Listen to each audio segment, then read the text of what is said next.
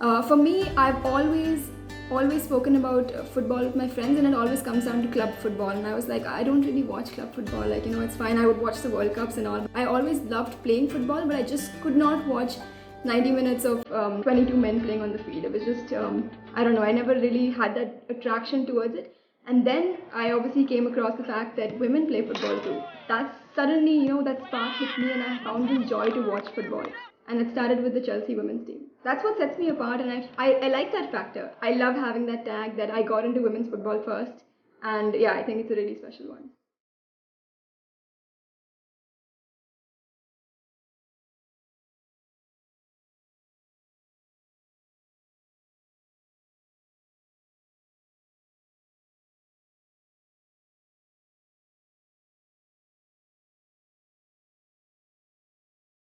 When I found this women's football universe, all the teams hit me like a big truck. So I didn't immediately narrow down to a team, right? I was like watching all the teams.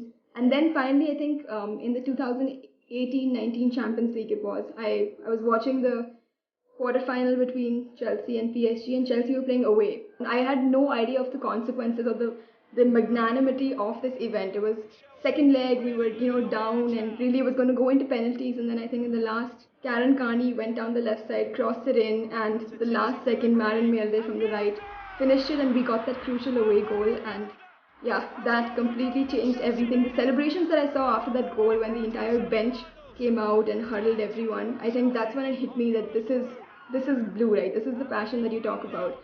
And I was just completely drawn to this team by then. And of course, I followed them throughout the Champions League, and I watched the English League the next year, and I watched how these players do in their international camps. So I think that just expanding on this, I think that moment at PSG away, Maren Mjelde goal was the point which just turned everything for me.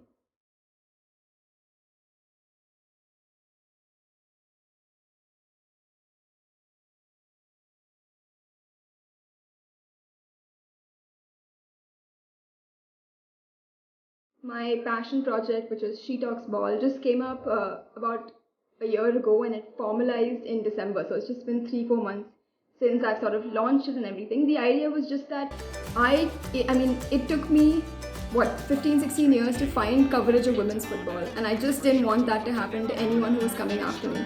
I didn't want younger girls to have to wait for 10-15 years to see that, oh, I can actually be a footballer. So that's something that I wanted to change, where I could just simply sitting at home. I go by 3 C's, which are content, coverage, and conversation. Now, these 3 things are things that people like you and me can do sitting at home. Maybe tweet something, or write something, or share something, or record a video, talk about something. That is my entire aim with She Talks Ball, is to expose women's football to the mass of football fans. Many times, the default player becomes a men player, or default football becomes men's football. That default keeps enforcing the fact that women's football is an afterthought.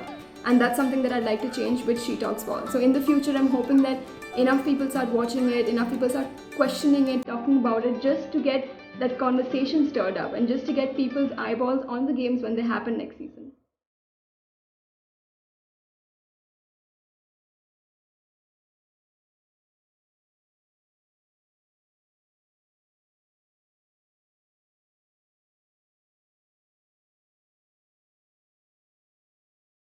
Hi Radha, I heard about your love and passion for Chelsea and wanted to personally thank you for your continued support. Our thoughts go out to all of you in India right now. All the best and take care. Wow! How did you get this? That's so special. No way, how did you make that happen? That's the club. That is the club. That's a perfect metaphor for what this club is about. It's a family club, and it's for everyone. Thank you for this. That was so special to see.